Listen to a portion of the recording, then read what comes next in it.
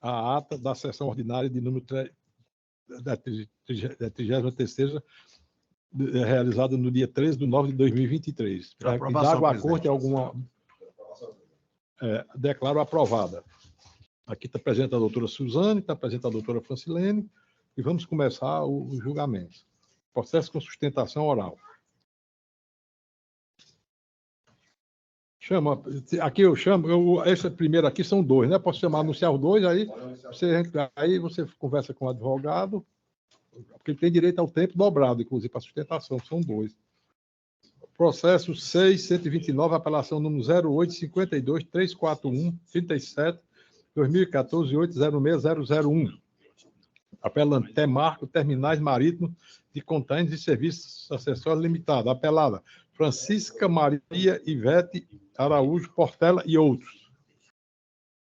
O doutor Edésio Pitombeiro está inscrito para a sustentação oral. É a relatoria de Vossa Excelência, de Marco Develado. E o segundo também é 6131, apelação 0920, 680, 48, 2014, 806001, apelando Temarco Terminais Marítimos de Contêineres e Serviços Acessórios Limitada. Apelada Francisca Maria Ivete Araújo Portela e outros. O doutor Edésio Pitombeiro também está inscrito para a sustentação oral. Passo a palavra a Vossa Excelência para a condução. Bom dia, doutor Edésio. Tudo bem? Doutor Edésio, dá que se Vossa Senhoria dispensa a leitura do relatório. Doutor Edésio, eu vejo aqui que o resultado do julgado nos dois processos favorece os interesses do seu constituinte. Então, eu dá que Vossa Senhoria também dispensa a sustentação oral para eu ler aqui a caixa ata da emenda, anunciando o resultado do julgamento. Ok. Vamos para o primeiro processo, que é o 0852-341-37.2014. Apelação civil, direito civil e processual civil. Ação de resolução de instrumento particular de contrato de promessa de compra e venda.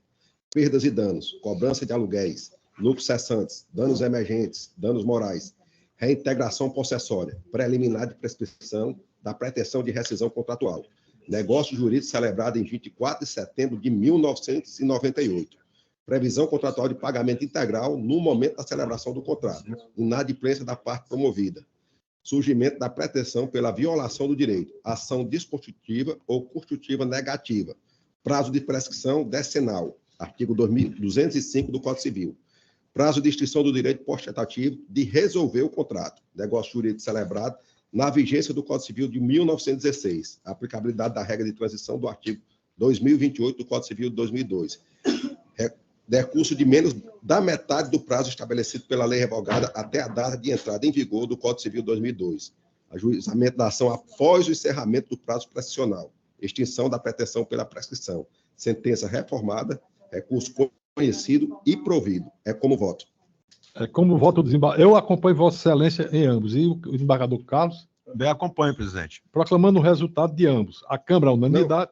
Vou ler aqui a caixa da outra. Então lê. Só a caixa alta. Porque o outro também é para dar-lhe provimento, né? Mas tem umas nuances só. Então vá. Apelação civil, direito processual civil, ação de uso capião, ordinária. Sentença de improcedência. Posse direta adquirida por contrato particular de promessa de compra e venda. Previsão contratual de pagamento integral e fornecimento de termo de quitação no momento da celebração do contrato. Alegação de inadimplência contratual deduzida somente após o decurso de prazo prescricional. Extinção da pretensão. Atinge a rediscussão sobre a prova da quitação. Negócio jurídico perfectibilizado. Legitimidade do título aquisitivo. Justo título e boa-fé. Configurados. Exercício da posse de fato com exclusividade de ânimos domínio. Posse contínua e pacífica. Tempo de posse suficiente para aquisição da propriedade, por uso capião. Requisitos preenchidos, declaração aquisitiva, sentença integralmente reformada, recurso conhecido e provido. É como voto. Eu também acompanho Vossa Excelência, desembargador Carlos. Também acompanho. Proclamando o resultado para ambos, né? A Câmara, unanimidade, conhece do recurso para dar-lhe provimento, ok? Bom dia a todos. Bom dia. Chamo a julgamento agora a apelação 693, apelação 0200, 75105-2022, 8060029. Apelante Itaú Unibanco S.A. Apelada Francisca Auriluce de Melo Nascimento. A relatoria do eminente desembargador Paulo Ayrton. E o doutor Eduardo Ferres está inscrito para a sustentação oral. Passa a palavra ao eminente relator. Pois não, presidente, muito obrigado. Bom dia a todos. O doutor Eduardo dispensaria a leitura do relatório. Bom dia a todos. Dispensamos sim, excelência. Pois Vossa Excelência tem ficar à vontade no prazo regulamentar para fazer a sustentação. Bom dia mais uma vez a todos os presentes que estão de maneira virtual. Questão simples e de fácil deslinde. Trata-se de discussão de empréstimo consignado.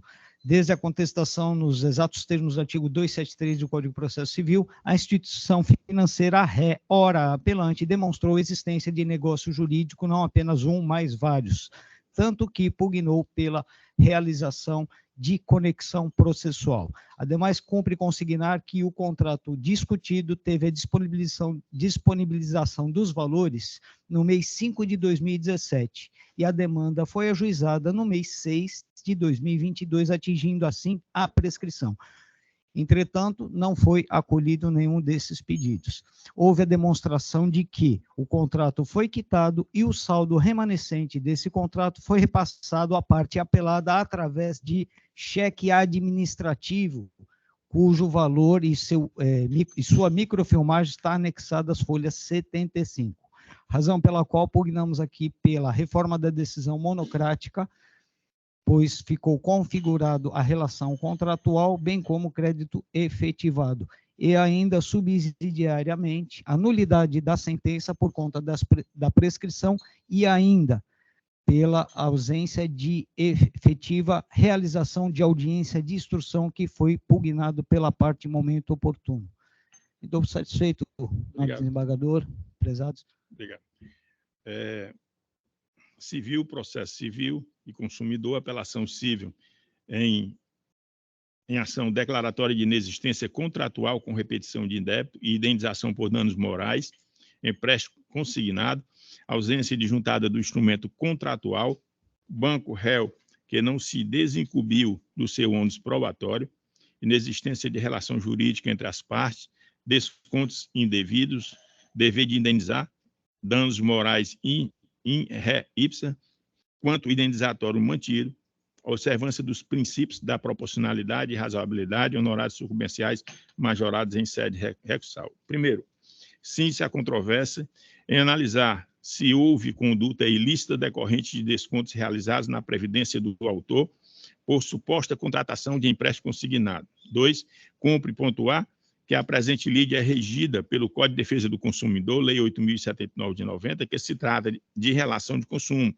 nos termos do artigo 2º e 3º do citado Código. 3, compulsando o processo, observa-se que a parte autora comprovou que há desconto em seu benefício previdenciário. O banco promovido, por sua vez, não juntou o instrumento contratual, tampouco apresentou os documentos pessoais da autora, necessários para a confirmação da contratação. Não se desincumbiu do ônus de comprovar o cumprimento do dever de informação estatuído pelo artigo 6º, inciso 3º do CDC. 4, é disso que, nos casos em que se discute a regularidade da contratação, é fundamental que a instituição financeira junte cópia do contrato e comprove a transferência dos valores do referido empréstimo, o que não ocorre na presente lide. Resta configurada a obrigação de indenizar moralmente a parte autora, pois os descontos indevidos ocorridos em seu benefício previdenciário fizeram ultrapassar a barreira do mero de sabor, a revelar dano moral in re ipsa que prescinde da demonstração de prejuízo, visto que é presumido e decorre da própria ilicitude do fato. 6, atento às peculiaridades do caso em questão e ao caráter pedagógico da presente indenização, tem-se que a quantia fixada em primeira instância, qual seja R$3.000, a título de indenização por danos morais, encontra-se em observâncias aos critérios da proporcionalidade e da razoabilidade, razão pela qual não comporta reforma. 7, no tocante aos consectários legais, mais especificamente sobre o marco inicial para a incidência dos juros sobre o valor da condenação, uma vez que se trata de relação extracontratual, uma vez que o autor não firmou nenhum negócio jurídico com os requeridos, tendo seu nome indevidamente utilizado, deverá esta ter início a partir do evento danoso, nos termos da súmula 54 do Superior Tribunal de Justiça. Nesse sentido, apelação conhecida e parcialmente provida. É como voto, presidente, eminentes pares. Everardo? Acompanho integralmente o relator. Eu também acompanho integralmente o relator e proclamo o resultado da Câmara. A unanimidade conhece o recurso para dar parcial provimento. Eu agradeço a todos, uma excelente sessão. Boa viagem, desembargador. Até a próxima oportunidade. Vamos agora a o 6.10, agravo interno número 0634 053 47 2022 806 000 50 mil. Agravando Banco do Brasil S.A. Agravada Ana Márcia Rosa Veras Pinto. De minha relatoria, a doutora Valquíria Menezes está inscrita para sustentação oral de forma online. Doutora Valquíria, por favor. Excelência, bom dia. Bom dia. Todos conseguem me olhar e me ouvir? Eu estou vendo, estou ouvindo e estou lhe vendo e estou lhe ouvindo. Doutora, a senhora dispensaria a leitura do relatório? Eu gostaria que fosse adiantado o relatório. Ah, não, o relatório sim, dispenso. Olha, aqui também eu estou negando provimento ao recurso do banco. Então, Vossa Excelência tem interesse em sustentação oral, eu posso ler a ementa? Pode ler a ementa, já que atende aos meus interesses. Ementa. Processual civil, agravo interno, decisão que deferiu efeito suspensivo em agravo de instrumento. Ausência de argumentos capazes de alterar a decisão recorrida. Presença dos requisitos autorizadores. Fundamentação relevante do direito alegado e do perigo da demora. Recurso conhecido e não provido. Decisão mantida. Como vota o desembargador Carlos? Acompanho o voto de Vossa Excelência, E o presidente. desembargador Paulo? Da mesma forma, presidente. A Câmara, unanimidade, conhece do recurso e nega-lhe provimento. Pronto. Agradeço, excelências. Tenham um bom dia, bom trabalho. Agora vamos à apelação 669, apelação número 020037522, 2022 8060038, apelante Banco Itaú Consignados S.A. Apelado João Muniz Neto. A doutora Gisele Dantas está inscrita pela parte apelante e a doutora Eliana Rosalvo pela parte apelada, de forma online. A doutora Gisele Dantas. Então, nesse caso, a doutora Gisele disse que ele estava em trânsito. Sem problema, presidente. Sem problema. Então, eu vou deixar por último, né? Os dois seguidos da doutora Gisele, agora vamos...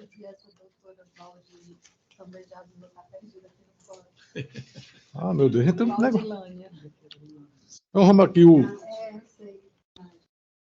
vamos aqui a apelação número 0263-925-09-2021. Está aqui? Tá, então vamos. Pela ordem, excelência. Pela ordem, excelência. Pois não. O processo vai ser julgado depois, é isso? Vai, porque é o seguinte, a doutora Gisele comunicou há pouco tempo que está no trânsito, engarrafada aqui, que aqui é horrível para chegar aqui de manhã. Entendi. Então, eu vou deixar, ela deve estar chegando. Se não chegar, daqui a pouco eu chamo e nós julgaremos seu processo, ok, doutora? Ok, excelência, obrigada. Inclusive, são dois o dela aqui. Agora vamos ver. Apelação 677, apelação número 02-58-198-06, 2028-06001. Apelante CLBM, apelado CAACM. A relatoria do eminente desembargador Carlos Alberto Mendes Forte. A doutora Valdilânia Viana está inscrita para sustentação oral. Pois pode botar a beca que o desembargador Carlos agora vai conduzir o julgamento. Perfeitamente. Pode respirar. Tem pressa não.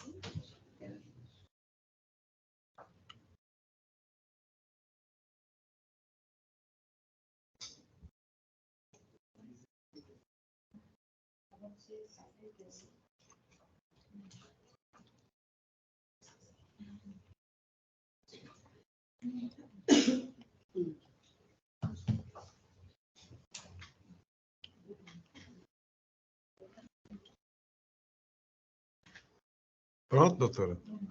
Muito bem. Doutora, Vossa Excelência dispensa a leitura do relatório. Dispensa, só relatar aqui pouco. Então, se dispensa a leitura do relatório, eu vou abrir prazo, então, agora, a partir de agora, para que Vossa Excelência possa fazer, então, a sua sustentação. Ok? Pode fazer a sustentação. Tá certo. Primeiramente, pedir desculpa aí pelo acaso, que deu um probleminha no trânsito, e agradecer a atenção de todos, né? Até do desembargador que já transferiu a sessão para hoje, que eu estava no Juazeiro. Primeiramente, agradecer a todos que estão presentes, a desembargadora, os desembargadores, advogados aqui presentes, o presidente da sessão. Bom, eu vim hoje aqui para tentar a sustentação oral, porque nós temos enfrentado um processo delicado, porque é uma ação de exoneração de alimentos que o pai requer contra o filho de maior de idade, ele aparentemente 21 anos. Só que esse rapaz, a gente fez a defesa, ele tem foi prejudicado em alguns itens do processo, porque ele começou, essa defesa dele deveria ter começado desde 2020, ele foi intimado, mas não veio para a audiência, por falta de conhecimento que precisava do defensor público, de um advogado, não se apresentou. Posteriormente, fui contratada pela sua genitora, fiz a contestação nos autos, questionando que a exoneração não era possível naquele momento, porque ele estava pleiteando ainda uma vaga na faculdade. Tanto que a pretensão dele é fazer engenharia civil, só que é uma faculdade muito alta e não estava em condições para isso. Pelejou o Enem, não conseguiu passar no Enem. Tentou na faculdade nasal, uma vaga, mas não conseguiu dentro dos parâmetros da necessidade dele. Então, ele ficou praticamente quase um ano sem estar dentro de uma faculdade. Até que aconselhamos ele a fazer uma faculdade de administração de empresa, que seria um valor razoável, que dentro das possibilidades daria para ele fazer. Mas, mesmo assim, o pai conseguiu, através de uma decisão liminar, suspender a pensão alimentícia. Com isso, ele veio a não cumprir com o direito dele de ter uma faculdade. E a contestação foi apresentada. Posteriormente, o juiz deu um prazo para apresentar a contestação, só que essa contestação ela já tinha sido apresentada no tempo hábil, quando foi determinada a primeira vez. Que eu fiz a contestação explicando que ele havia necessidade dessa pensão, que não era ainda o tempo da exoneração dos alimentos, né? E que ele precisava muito. Mas, lamentavelmente, houve esses problemas judicial, e o juiz entendeu na sua sentença de concluir a sua decisão liminar e exonerou os alimentos. Por isso, estamos aqui hoje pleiteando, diante desta tribuna, o reconhecimento dele voltar a receber essa pensão por mais um período de 3 anos, que é exatamente o período da faculdade dele de administração de empresa, que daí ele poderá trabalhar e poder exercer o sonho dele, que é concluir uma faculdade de engenharia civil. Então, esse é o meu pleito diante disso, e lamento que um filho esteja aqui diante de Vossas Excelências pleiteando um direito que os pais deveriam dar de livre e espontânea vontade para manter o seu filho, porque amanhã é o futuro. O futuro desse pai é os filhos bem estruturados, porque a velhice que ampara é os filhos.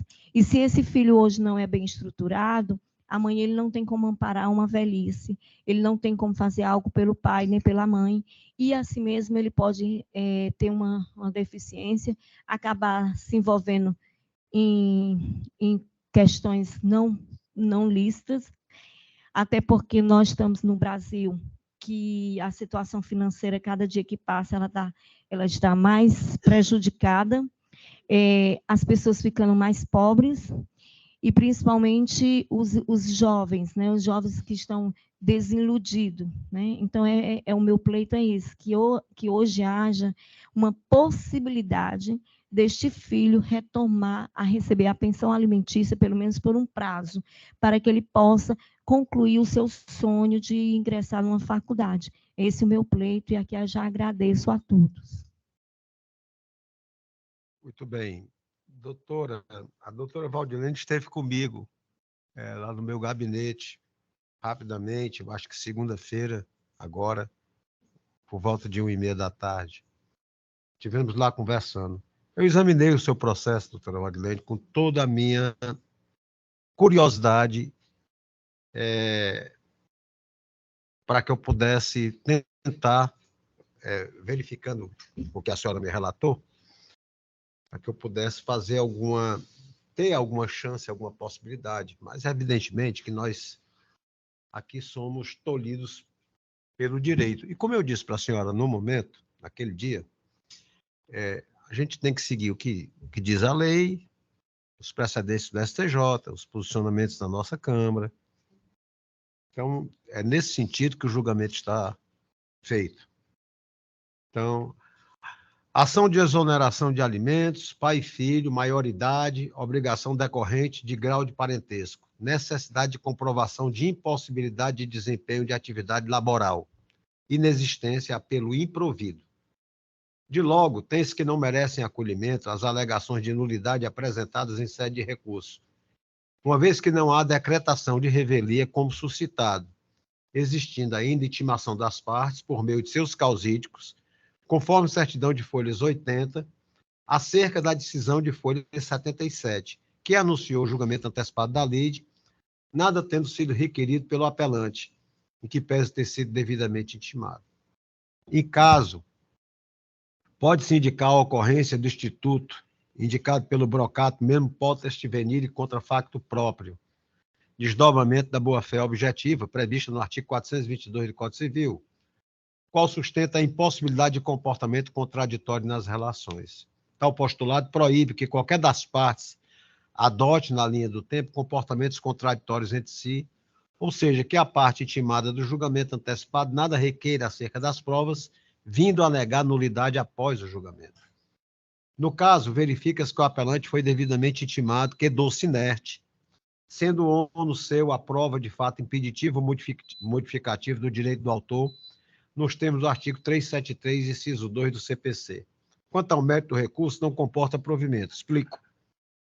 Ao analisar os autos, verifica-se que o apelante já atingiu a maioridade.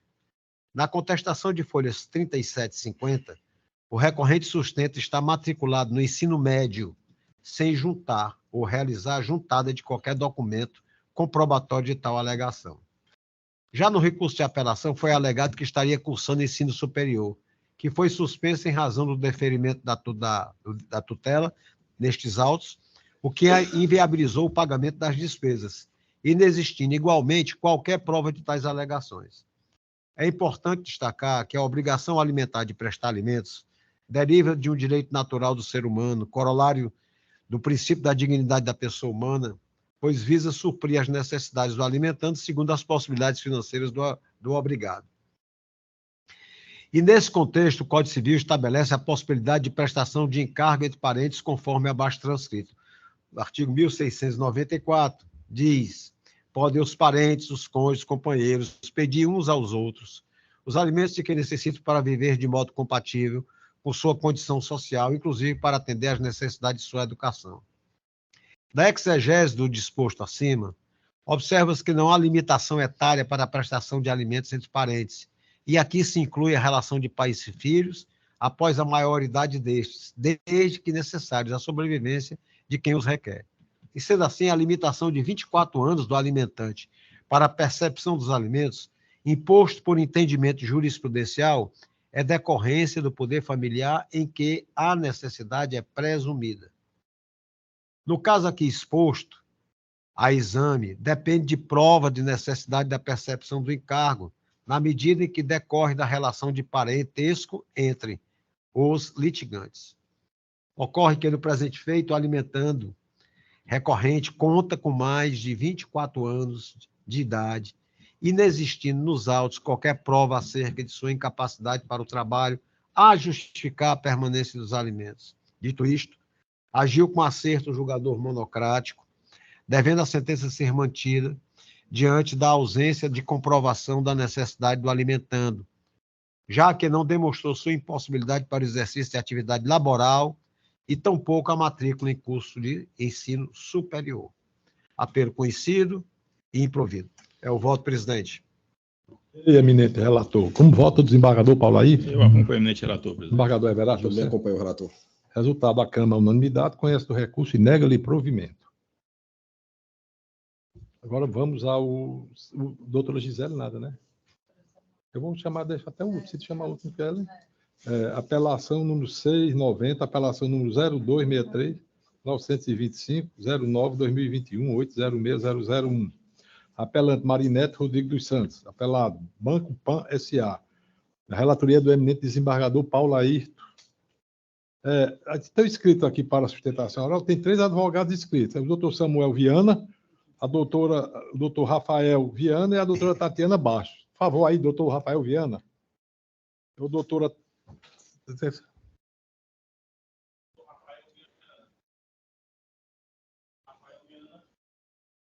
Doutor Samuel Viana. Samuel Viana. Ou Tatiana Bastos. Não, excelência, não tem nenhum deles aqui. Então, o processo será julgado também com os demais. Vamos à apelação 632, apelação número 0256 974 33 2020 806001. Apelante Empresa de Transportes Aéreos de Cabo Verde, TACV S.A. Apelado João Vitor Aragão de Souza. O doutor Ítalo Sampaio está inscrito pela parte apelada. A relatoria do eminente desembargador Everardo Lucena, a quem eu concedo a palavra.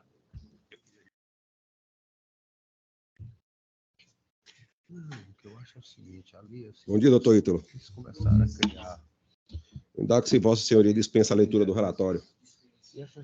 Então, lhe concedo a palavra pelo prazo regimental para a sustentação oral. Em vez de chamar o negócio feito a ordem, sempre tem o Camilo de um lado, o Roberto Cláudio do outro. Então, cada um toma partidinho. Não. Bom dia a todos. Bom dia. Cumprimento o excelentíssimo senhor presidente desembargador Inácio Alencar Neto, excelentíssimo senhor desembargador Everardo Luciano II, pelo qual cumprimento todos os outros desembargadores dessa egregia corte. Cumprimento também a secretária doutora Kátia, a defensora pública aqui presente, a procuradora e os ilustríssimos advogados e serventuários da Justiça. Excelência, ser breve na sustentação, o ponto que eu queria chamar a atenção é que a apelante, a TACV, Companhia Aérea, ela, em sede de preliminar, a gente até arguiu isso em contrarrazões e também fez um chamamento do feito à ordem, as folhas 2167 e 2168, que não houve o recolhimento do preparo recursal. E eles também, a apelante requereu a justiça gratuita.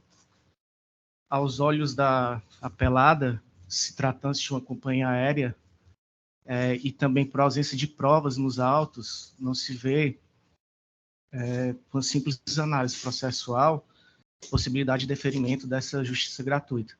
Ainda mais tratando-se de uma companhia aérea que é uma companhia aérea internacional, tinha uma filial no Brasil. Depois da pandemia do coronavírus, eles fecharam a porta, só que eles continuam a funcionar, continuam vendendo pacotes aéreos, continuam vendendo passagens. Enfim, queria deixar essa observação em sede preliminar. Quanto ao mérito, sendo bem objetivo, trata-se de uma relação de direito do consumidor entre fornecedor e uma criança, que no caso é uma consumidora, que ficou entre aeroportos, né, de Lisboa, Recife, Fortaleza, por mais de 2 dias com a mãe, sem alimentação digna, sem hotel fornecido pela companhia aérea, e foi por essas razões que fora ajuizado uma ação de reparação de danos morais e que a excelentíssima juíza de primeira instância deferiu condenou a empresa aérea ao pagamento de danos morais no importe de R$10 mil. Não se vê a mínima possibilidade de reversão desse julgado, aos olhos, pelo menos, da apelada, pelo fato de, primeiro, responsabilidade objetiva da companhia aérea, segundo, o nexo causal e o dano, não se falando em relação à culpa, tendo em vista a responsabilidade objetiva, e o dano moral pelo seu caráter punitivo pedagógico. Então, por essas razões, a apelada requer o improvimento da apelação e a manutenção da sentença de primeiro grau. Muito obrigado. Essa aqui é a leitura do projeto de emenda. Relação civil, ação de indenização por danos morais, relação de consumo, atraso de voo, falha na prestação de serviço, danos morais configurados, observados os princípios da razoabilidade e proporcionalidade, quanto indenizatório minorado, recurso conhecido e parcialmente provido. Inicialmente, defiro os benefícios da justiça gratuita, requerido pela apelante, tendo em vista que se juntou mais de 2.000 páginas de documentos relatando da sua situação econômico-financeira. Trata-se de ação de indenização por danos morais ajuizada por João Vitor Aragão de Souza, menor impúber, representado por sua genitora, Maria de Lourdes Aragão, em face da TACV Cabo Verde Linhas Aéreas. Síndice a controvérsia em verificar se a sentença que julgou procedente a ação, condenando a ré a indenizar a autora em danos morais, arbitrado em R$10 mil, com atualização em juros de mora, a contar da fixação, foi proferida com acerto. No recurso de apelação, busca a parte ré, ora apelante, a reforma da sentença que a condenou ao pagamento de indenização por danos morais em virtude do reconhecimento da falha na prestação do serviço aéreo. Na análise dos autos, observa-se, em sentença combatida, as folhas 119, transcrevo. Portanto, é evidente a total falha na prestação do serviço pela requerida, em cancelar, atrasar os voos que conduziriam o requerente de volta a esta capital, aliados à parcial ausência de assistência material, uma vez que, garantido ao que se vê, apenas a hospedagem, translado entre hotéis e aeroportos, gerando, inclusive, a perda de compromissos pessoais, segundo relatado na petição inicial. Como se disse, a presente ação trata de relação de consumo, enquadrando-se a parte autora e parte ré, respectivamente, ao conceito de consumidor e fornecedor nos termos dos artigos 2º e 3º da Lei 8.078/90, Código de Defesa do Consumidor. Acrescenta-se que, em decorrência do emprego do Estatuto Consumerista, a responsabilidade civil imputada ao fornecedor de produtos e serviços é objetiva, nos termos do artigo 14 do Código de Defesa do Consumidor. Cumpre esclarecer ainda que a responsabilidade da pessoa jurídica objetiva devendo responder pelos riscos da atividade desenvolvida e indenizar pelos danos que vier a causar, independentemente de culpa. Diante da análise dos autos, cujo acontecimento tido como violador, o atraso no voo configura o dano moral presumido. Portanto, com relação aos danos morais, a situação vivenciada pelo autor ora apelado ultrapassa a esfera do mero aborrecimento. Portanto, impôs-se que seja reconhecida a configuração de dano moral indenizável, porquanto se trata de entendimento pacífico, o fato de que tipifica o dano moral que dá ensejo à compensação pecuniária, como disciplina os artigos 186 e 927 do Código Civil. Examinando o quadro fático, delineados nos autos, observa-se que a quantia de R$10 mil como reparação dos danos sofridos pelo autor não está compatível com o dano suportado, encontra-se em desacordo com os princípios da razoabilidade e proporcionalidade. Isto posto, impôs-se conhecer do recurso e dar-lhe parcial provimento de modo a minorar a indenização por danos morais para o quanto de R$5 mil, nos quais, no mais, mantendo a sentença rígida em todos os seus termos, em que pese a parcial procedência, deixe de verter os ônus da sucumbência em razão de ter a parte apelante permanecido vencida na maior parte dos pedidos. Recurso conhecido e parcialmente provido é como voto. Eu acompanho Vossa Excelência na íntegra. O desembargador... Também acompanho, presidente. Eu vou proclamar o resultado. A Câmara Unanimidade conhece do recurso para dar-lhe parcial provimento. Agora, voltamos agora para a pauta. Vamos agora ao 669. Chamo a julgamento a apelação 02-00376-22-2022-806-0038. Apelante, Banco Itaú Consignado S.A. Apelado João Muniz Neto. Advogada, a doutora Gisele Danta, pela parte apelante, e a doutora Eliana Rosalvo. A doutora Eliana Rosalvo. Por favor, doutora Eliana. Olá, Excelência. Bom dia. Bom dia.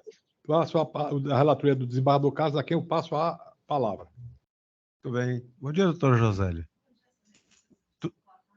Não, tudo bem. Tudo sossegado, tudo tranquilo? Tudo bem, graças a Deus. Muito bem. Então, Vossa Excelência dispensa a leitura do relatório? Sim, Excelência. Muito bem. Então, Mas ela está pelo apelado, ela é apelante. Ah, sim. Não, mas aí eu poderia fazer. Doutora Eliana, também dispensa a leitura do relatório? Sim, doutor. Muito bem. Então, vou passar a palavra para a doutora Josélia. A doutora Josélia tem um prazo regimental para fazer a sua sustentação. Obrigada, Excelências. Um bom dia novamente aos presentes, aos nobres jogadores, membros do Ministério Público, Defensoria Pública, colegas advogados. Excelência, esse processo, mais um, na ordem da questão dos empréstimos consignados, a parte autora alega ter sido surpreendida por um depósito no valor de R$ 2.142. Contrato de empréstimo que ela alega não ter sido. Doutora, desligue o seu áudio, por favor. Pronto. Excelências, esse contrato ele foi realizado conforme as folhas 91 e 94, onde foram juntados pela parte autora inicial e extratos da conta, onde comprova recebimento do valor creditado na sua conta na folha 71 e contratos a folhas 91/94, contrato de número 628215.882. Chama a atenção também, Excelências, o fato do documento apresentado pela parte autora ter sido o mesmo juntado na contestação, juntamente com o contrato assinado pela parte autora. Desta forma, mostra-se que não existiu fraude na contratação. E em caso de dúvidas, Excelências, inclusive, o magistrado do primeiro grau poderia também ter determinado de ofício a prova pericial, perícia grafotécnica, para realizar a comprovação do contrato, mas não foi determinado por ele. Desta forma, Excelências, o banco pugna pelo reconhecimento do recurso, sendo totalmente procedente, devendo a sentença ser reformada em sua integralidade. Obrigada. Muito bem. Passar a palavra para a doutora Eliana. Doutora Eliana, Vossa Excelência tem a palavra. Doutora Eliana? Obrigada, Excelência. Está me ouvindo? Estão me Sim, ouvindo? muito bem. Muito bem. Tá, boa tarde. Aliás, bom dia. Excelência, eu estou pelo seu João, né? E entrou com a ação alegando que não realizou o contrato com o banco, né? No entanto, o banco colocou na sua conta o valor de mais de R$2.000, conforme ele juntou na petição inicial o pagamento, o TED que o banco fez na sua conta. Ele alega que não fez o contrato. Por que ele alega que não fez o contrato? Se Vossas Excelências olhar na petição inicial, né, a petição inicial mostra que o contrato ele traz vários vícios. Dentre eles é o CPF do autor. O CPF do autor não corresponde ao correto. A data de expedição do RG do autor também não corresponde à data de expedição do RG dele. A naturalidade do autor é Potengi, no contrato consta que o autor é natural de Araripe. O autor mora em um bairro chamado Coab, no município de Araripe. No entanto, no contrato está que o autor mora na zona rural de Araripe. No contrato traz o número da casa do autor como sendo o número 101, e no comprovante de endereço que foi anexado aos autos traz que o número da casa dele é o 72. Então, a assinatura do contrato, de fato tem um contrato, foi juntado, o próprio autor juntou quando ingressou com a ação. O número a assinatura do autor no contrato é muito bem desenhada, inclusive a gente também pediu a prova grafotécnica, e pediu uma liminar. Diante de tais erros, né, grotescos, o juiz deferiu a liminar e julgou o pedido do autor procedente, tendo em vista essa sequência de erros no contrato. Então, por conta desses erros, o juiz julgou procedente o pedido da parte autora e condenou o réu ao pagamento de R$3.000, sendo deduzido o valor que já foi depositado em sua conta, né? Então, com base nisso, a parte autora vem requerer de Vossa Excelência que seja mantida a sentença de primeiro piso para condenar o réu ao pagamento da indenização, tendo em vista que foi demonstrado cabalmente que o contrato é fraudulento. É o que se pede, Excelência. Muito bem, doutora. Bom, inicialmente, parabenizar ambas as advogadas pela sustentação. Eu vou ler o projeto de ementa. Está assim previsto.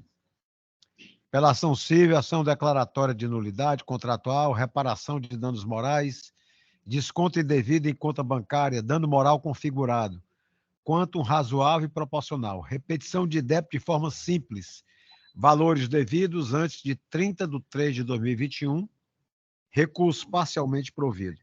1. Em caso, observa-se que houve por caracterizada a falha na prestação do serviço, porquanto a instituição financeira não demonstrou, na condição de fornecedor de serviço adquirido, a regular contratação do empréstimo, sobretudo porque as provas dos autos demonstram clara divergência entre a assinatura do presente contrato juntado pelo apelante e a assinatura dos documentos juntados pela parte apelada, portanto, verifica-se falsificação grosseira. Dessa forma, não pode a instituição financeira...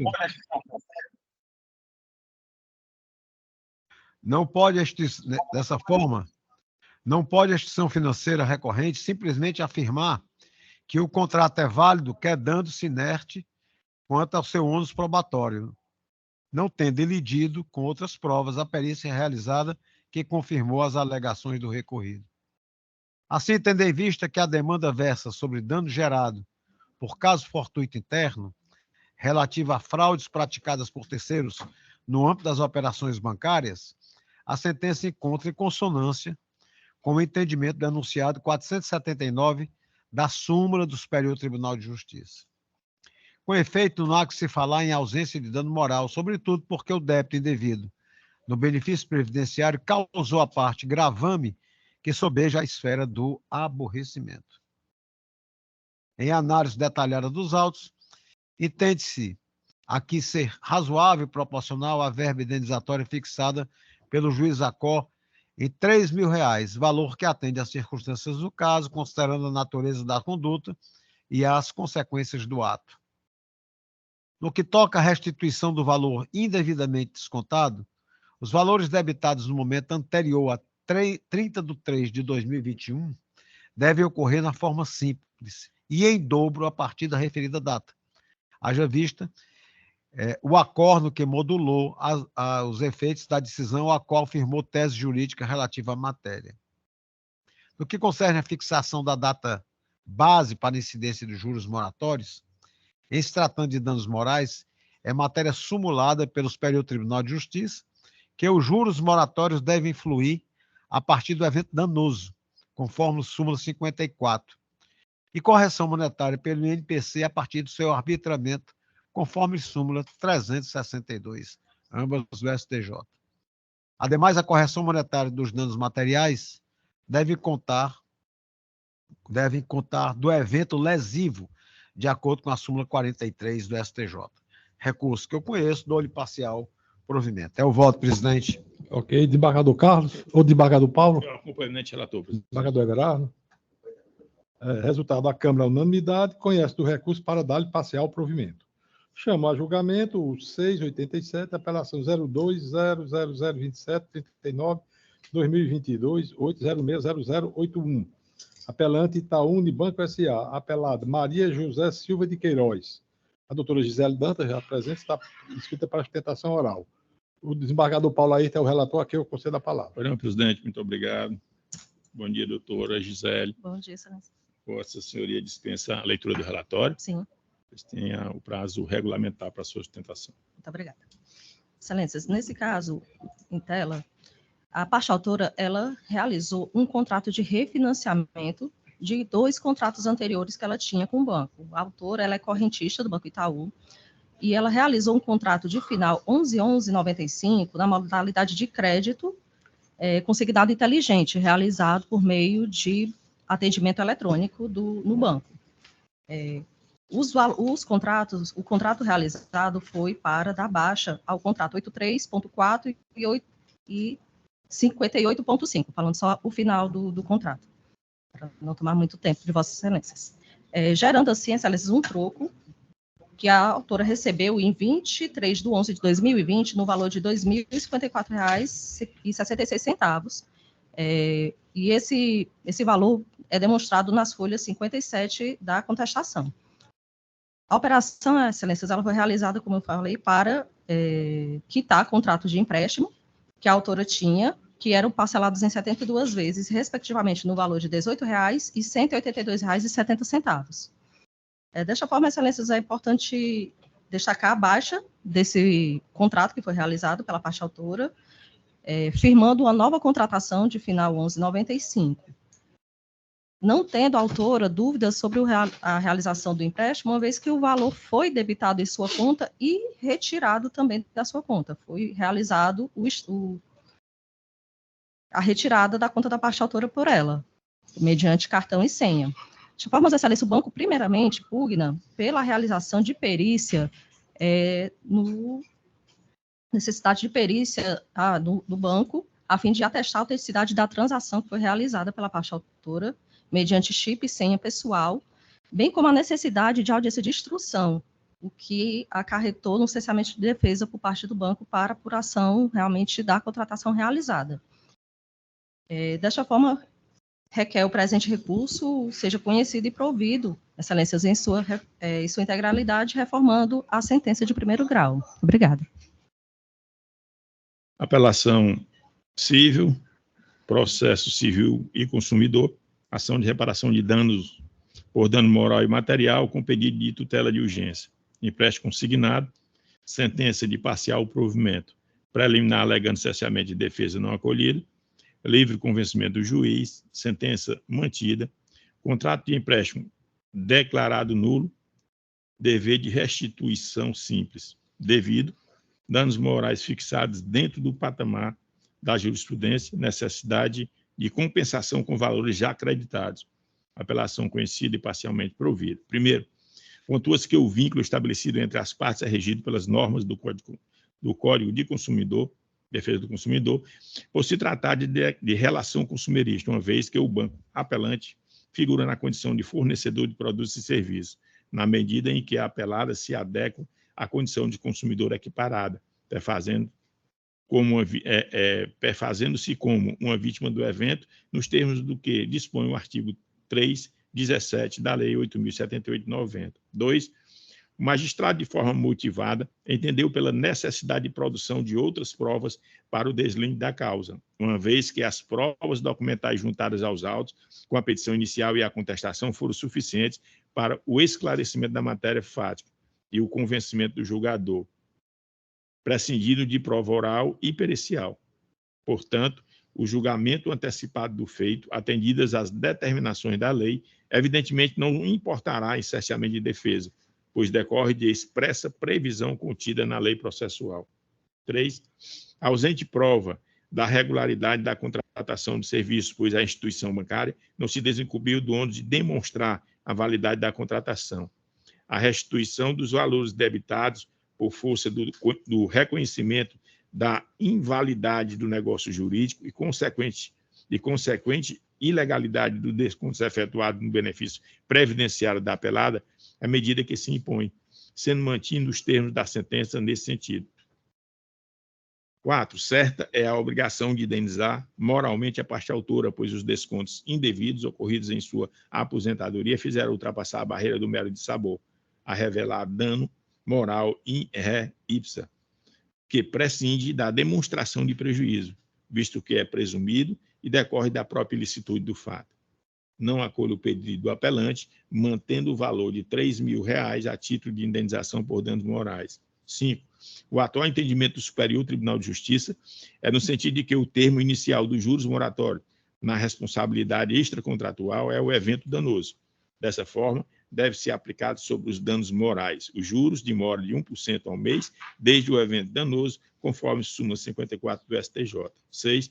Tendo em vista a comprovação do depósito pelo extrato bancário, defiro a compensação do valor creditado com o valor da condenação, devendo o requerente efetuar o pagamento do restante. Apelação civil conhecida e parcialmente provida. É como voto, presidente, eminente espaço. Ok, eminente relator. Desembargador é Lucena? Acompanho integralmente o relator. Eu também acompanho na íntegra. E proclamo o resultado. A Câmara, na unanimidade, conhece do recurso para dar-lhe parcial provimento.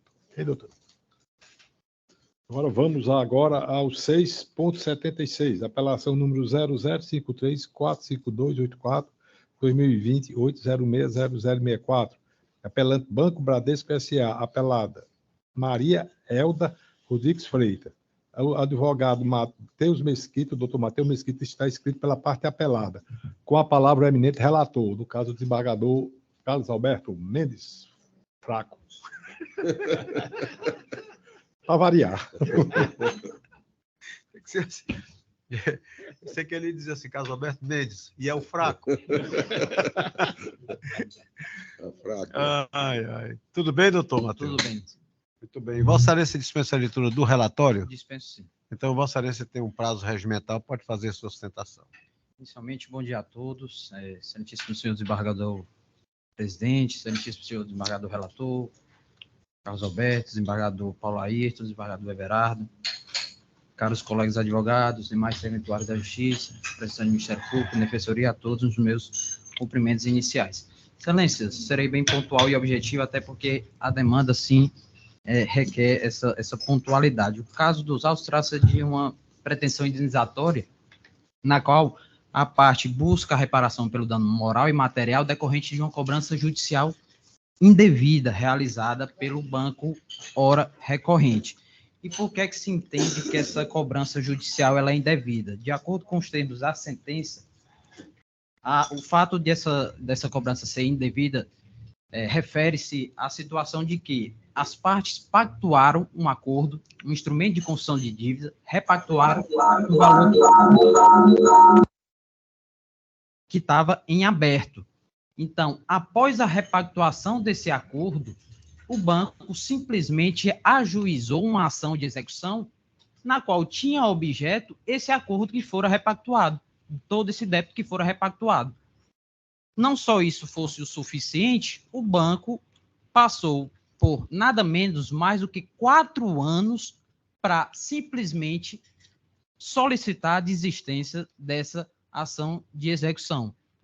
E assim só o fez quando a parte ora recorrida, então executada, integrou a lide e apresentou sua exceção de pré-executividade, que foi devidamente acolhida pelo juiz de primeira instância. Então, a situação que se mostra nos autos, ela é patente. Não houve nenhum exercício regulado de direito por parte do banco.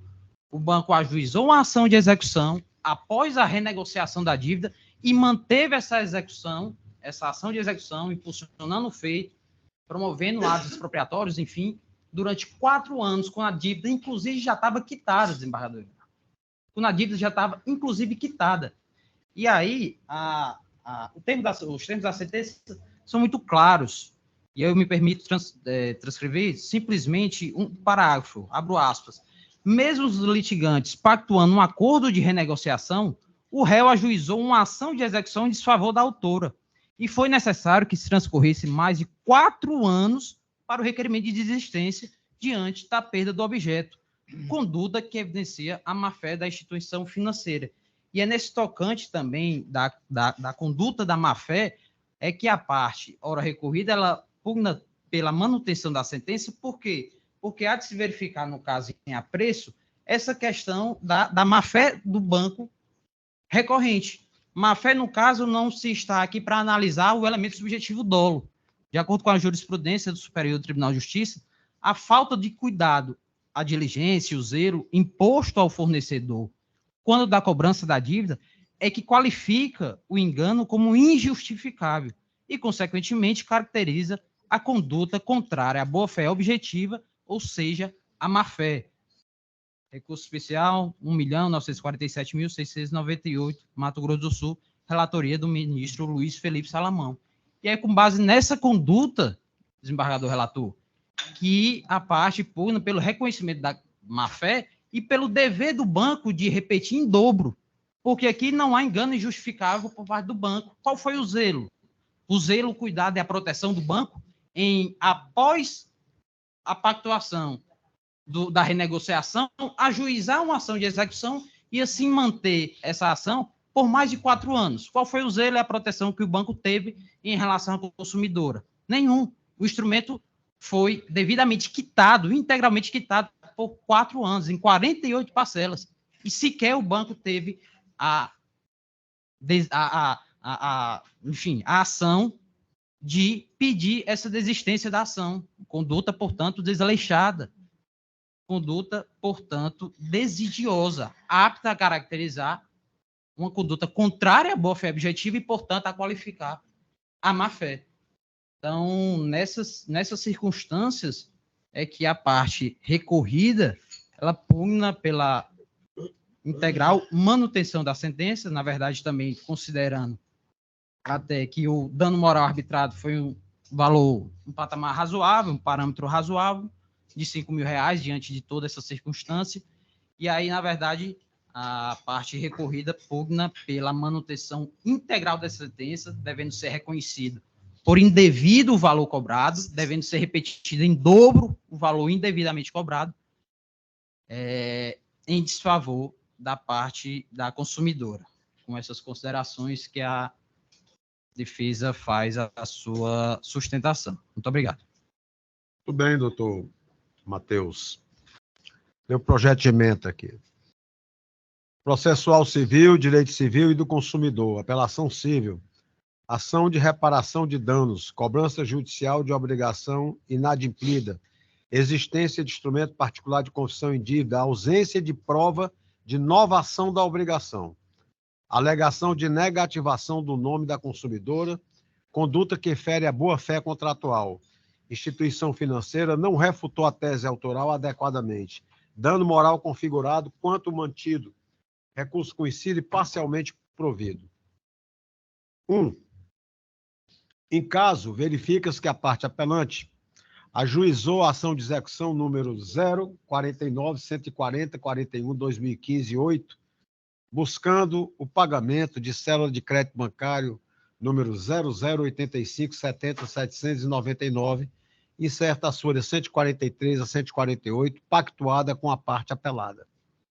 Corrupção dos autos, tem-se que em 30 de novembro de 2015, as partes celebraram o instrumento particular de confissão de dívida e outras avanças, número 97, 86, 876, isso as folhas 127 e 132, de modo que tal fato se deu anteriormente à propositura da ação de execução que foi protocolada no dia 2 de dezembro de 2015, folhas 23.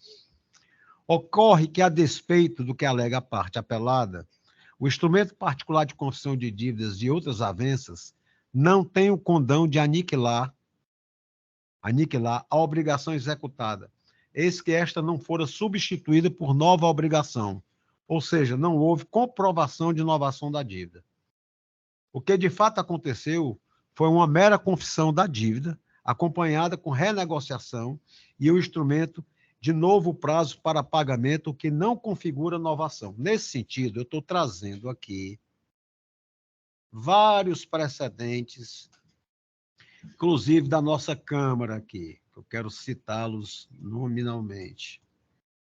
Estou trazendo aqui precedentes, primeiro do ministro Luiz Felipe Salomão, do STJ, que diz: a novação não pode ser presumida, devendo ser comprovado o preenchimento concomitante dos seguintes requisitos essenciais à sua configuração: a intenção de inovar, a preexistência de obrigação, criação de nova obrigação, podendo também ser reconhecida em razão da evidente incompatibilidade da nova obrigação com a anterior.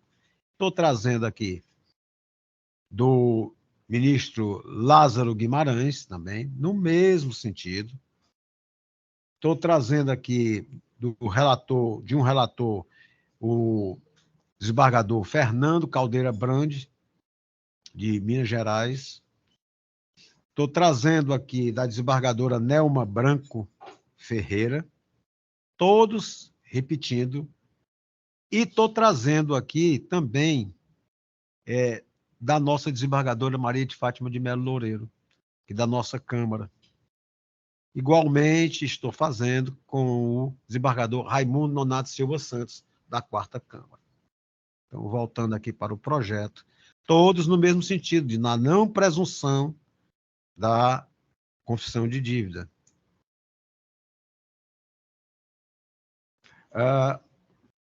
A novação de dívida não pode ser presumida, devendo ser comprovada a partir de disposição contratual expressa ou por outro meio de prova que revele a inequívoca intenção das partes de extinguir a obrigação anterior, substituído por outra, o que não restou comprovado no caso concreto, devendo a sentença ser reformada neste ponto, diante dos reflexos jurídicos da inexistência da novação na hipótese.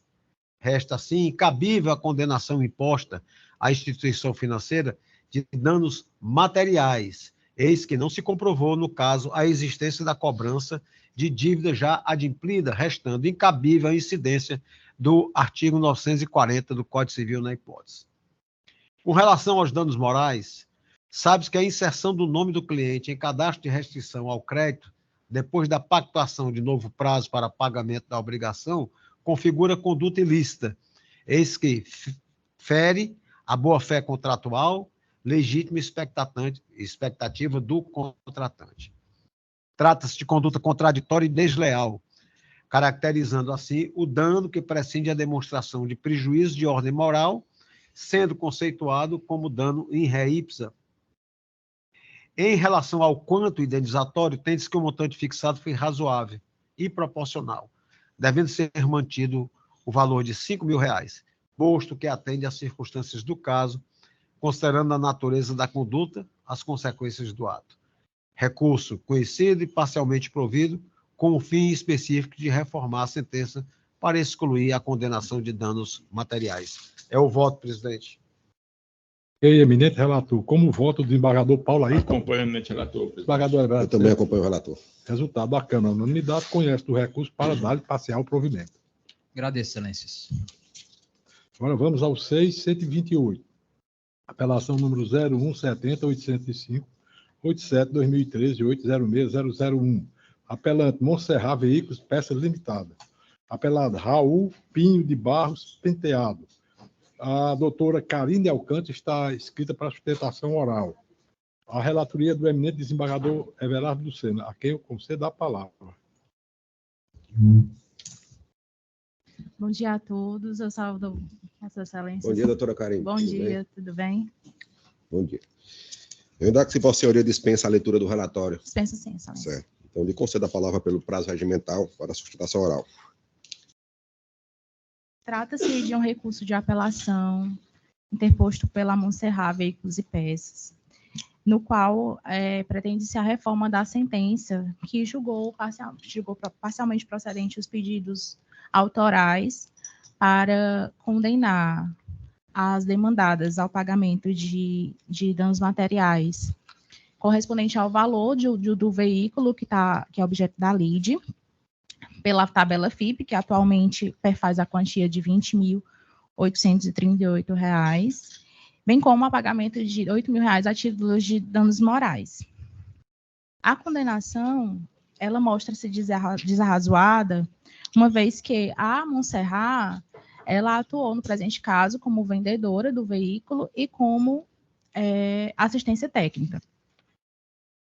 E nos termos da sentença proferida, não teve também o descumprimento do prazo de 30 dias, conforme o CDC, previsto pelo CDC. O próprio apelado, ele afirma na inicial que os vícios são decorrentes da fabricação do veículo, o qual a Monserrat não possui competência em gerência para responder sobre o presente caso, né? Do mesmo modo, deve ser levado em consideração que a apelante enquanto concessionária e oficina, ela não infringiu em nenhum momento a legislação consumerista, uma vez que todas as passagens que o veículo teve pela concessionária foram feitos os reparos e o consumidor ele foi atendido com presteza e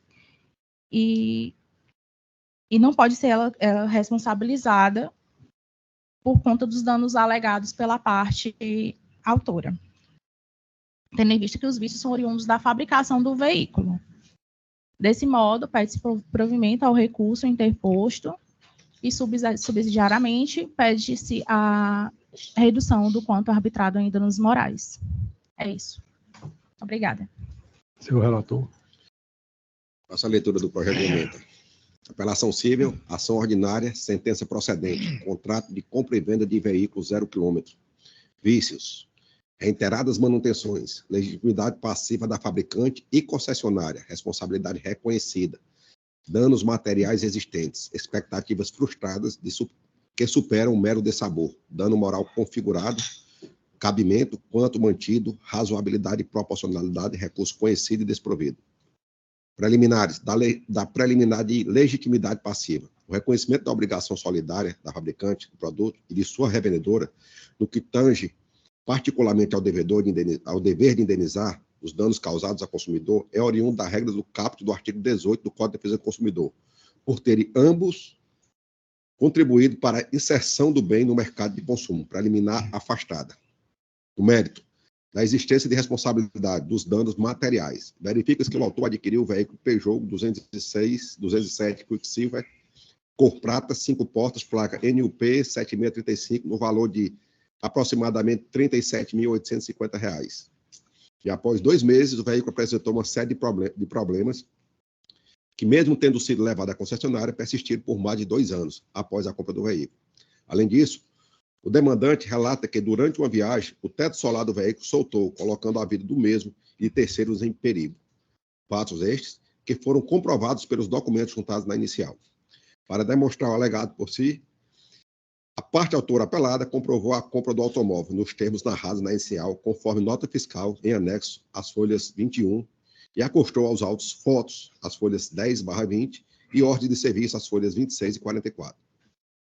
Nessa senda, impede reconhecer que a apelante não logrou êxito em afastar a alegação autoral de falha na prestação de serviço, conduta violadora da boa-fé objetiva. Ao contrário, a parte ré não logrou êxito em comprovar que o serviço que prestou estivesse adequado, inexistindo nos autos qualquer prova de que os defeitos tenham decorrido de falta de manutenção ou defeito causado pela parte apelada. Dessa forma, considerando as várias manutenções técnicas realizadas pela recorrente, é forçoso concluir que razão assiste à parte autora, restando evidente o direito à indenização, pleiteada por dano moral e material, como decidido na sentença, não merecendo razão a apelante o apelo quanto a esse ponto. Dos danos morais. Quanto à indenização por danos morais, uma vez que o grave problema apresentado em um veículo 0 km nos primeiros meses de uso evidencia o defeito no produto e causou dano de ordem moral ao autor, pois os transtornos causados pela impossibilidade do uso do bem mostram-se capazes de causar mais que meros aborrecimentos, tendo em vista que frustrou a expectativa do consumidor em utilizar de forma plena um veículo novo, recém-adquirido.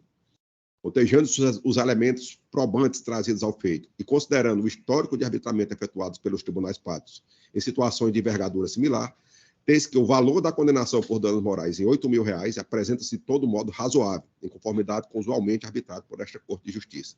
Recurso conhecido e desprovido é como voto. Eu acompanho Vossa Excelência na íntegra. E o desembargador... Também acompanho, presidente. Aquela unanimidade conhece do recurso e nega-lhe provimento. Obrigada, Excelência.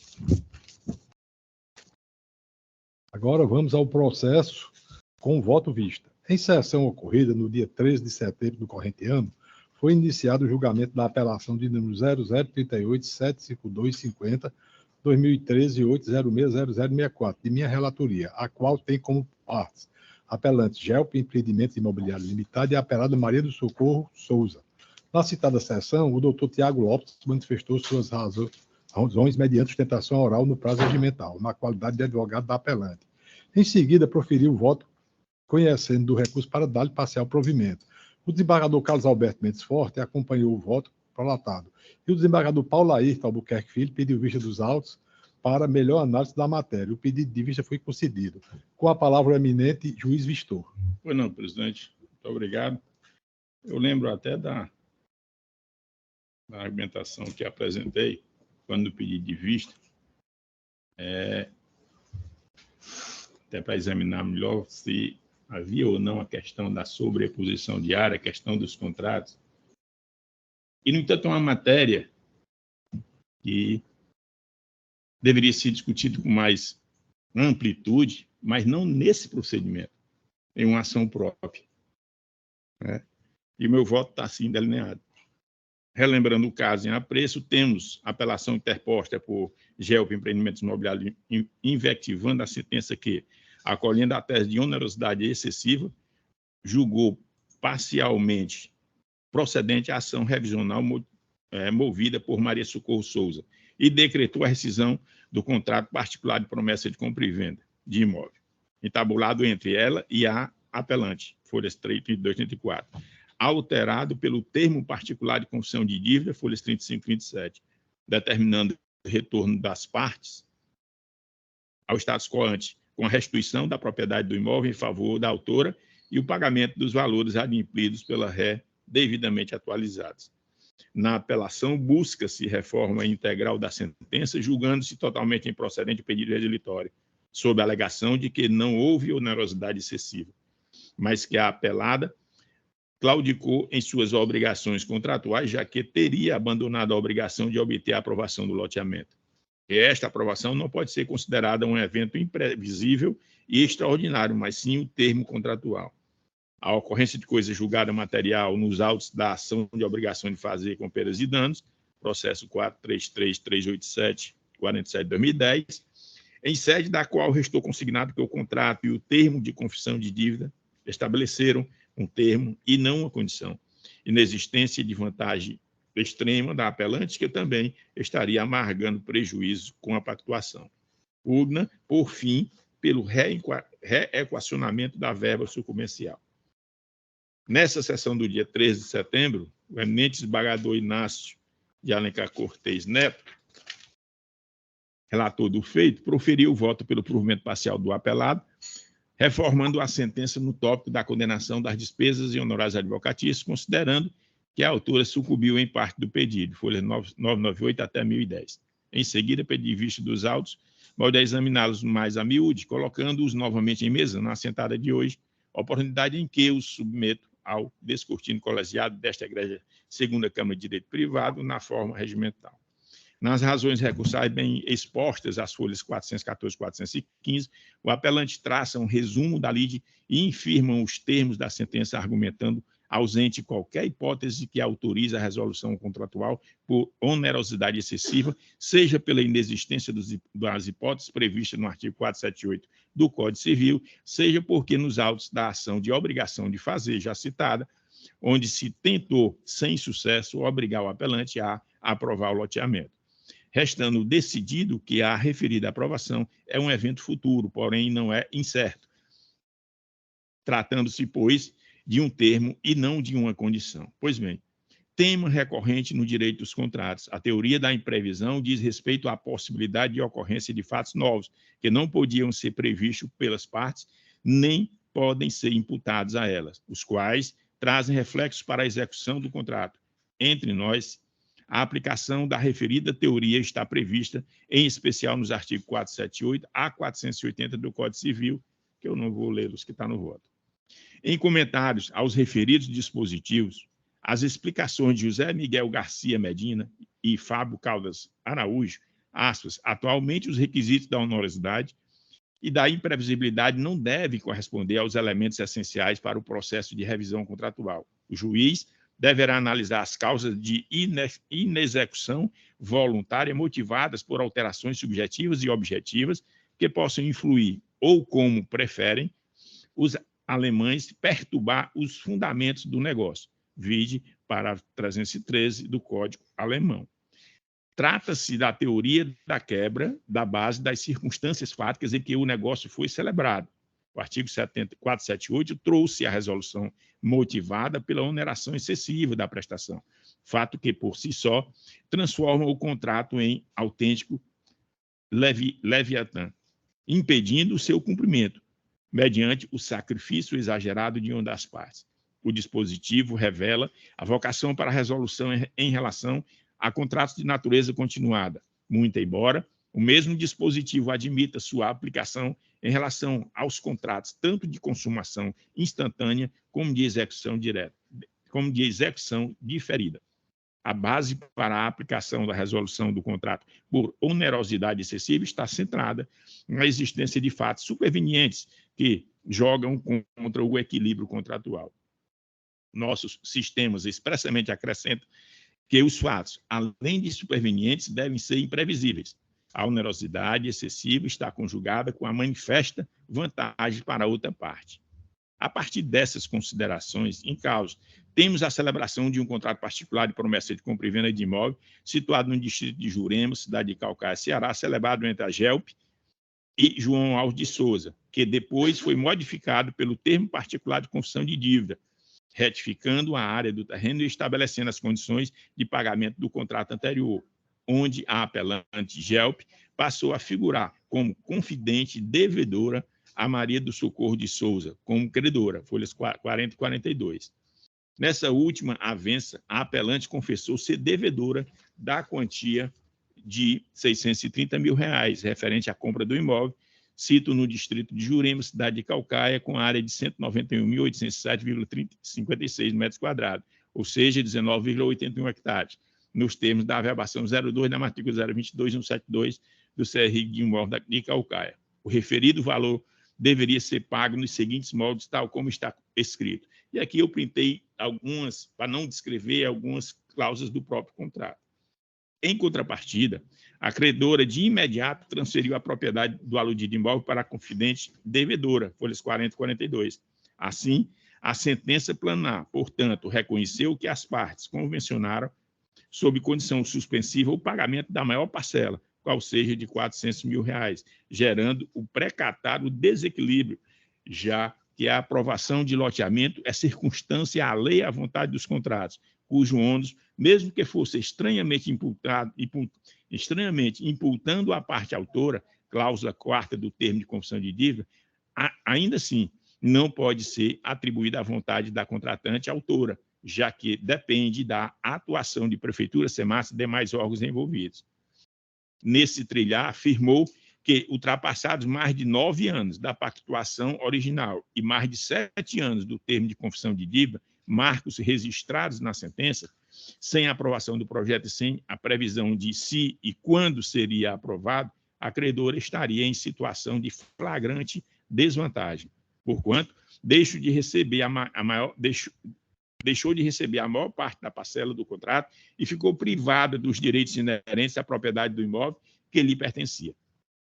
Com efeito, o voto relatorial de folhas 998 USC 1010 trouxe luzes ao tema, discorrendo sobre o tema decidendo a partir da interpretação das jornadas de direito civil e seus enunciados, fazendo a devida e correta subsunção dos verbetes ao caso concreto, inclusive afastando a previsibilidade, certeza obrigacional da aprovação do loteamento como condição ao pagamento do valor acordado, atraindo, de conseguinte, a disciplina do artigo 125 do Código Civil, que trata da subordinação da eficiência do negócio jurídico à condição suspensiva. Ora, nos contratos subordinados à cláusula suspensiva, o próprio direito fica submetido ao advento de um fato futuro, conforme, inegavelmente, se dá em casos onde a obrigação pelo pagamento da credora permaneceu, entre parênteses, e permaneceria, suspensa até 150 dias após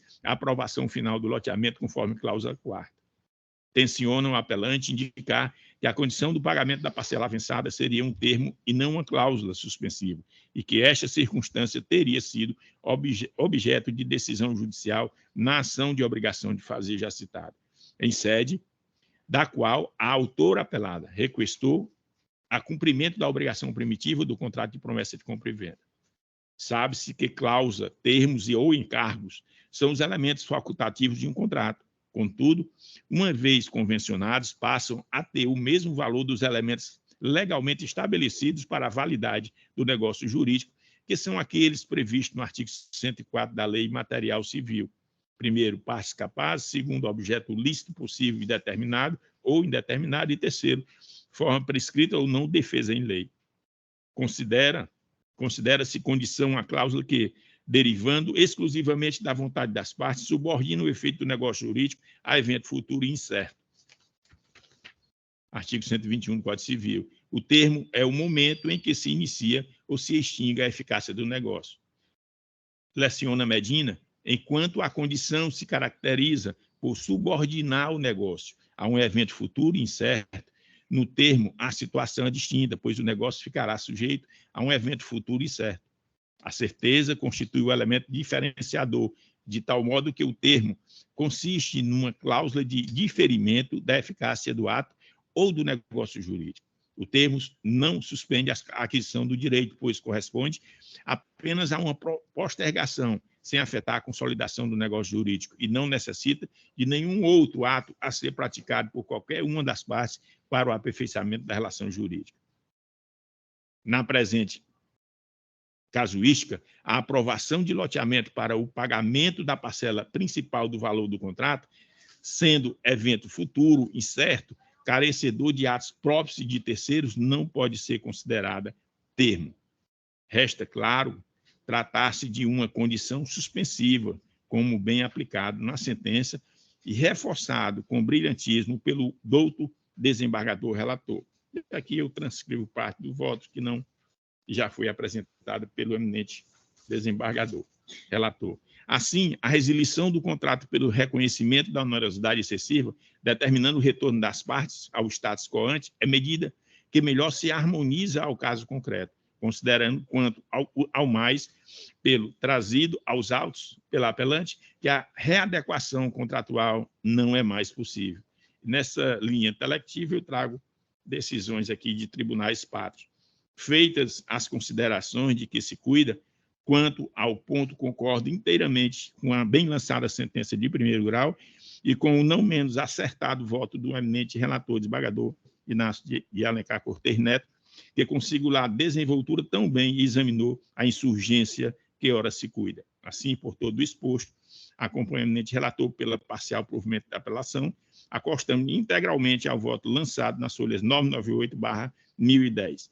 Como voto, presidente, e eu me alonguei até para pontuar algumas coisas na doutrina que, ressalvando que Vossa Excelência já tinha posto no próprio voto.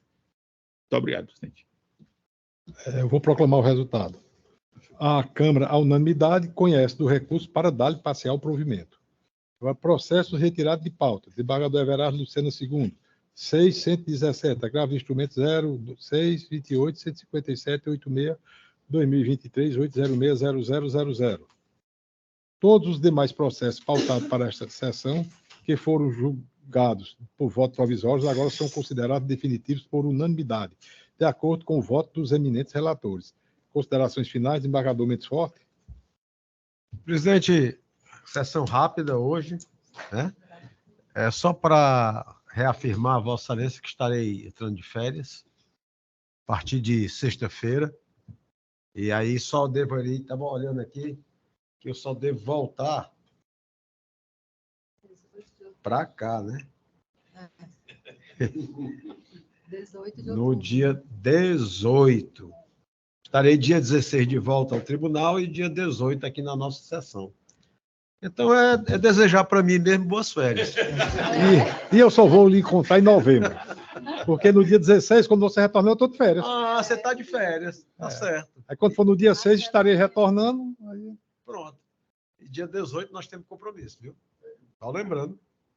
Dia 18 nós temos compromisso. Dia 18 não, dia novembro. De novembro. Desembargador Paulo. Presidente, só ratificando mais uma vez a sessão bem rápida, não como de costume, mas bem tranquila, pela condição de Vossa Excelência, como sempre. Obrigado. Desembargador Lucena. Da mesma forma, presidente, parabenizar Vossa Excelência pela condução rápida. E hoje Vossa Excelência está mais acelerado ainda, não dava nem para respirar. Não estava acelerado, porque quando chama, terminou a votação. Tá certo. É o quê? Cochilando? Jogar dormir em casa. Não é seu perfil, né? Declaro encerrada a sessão.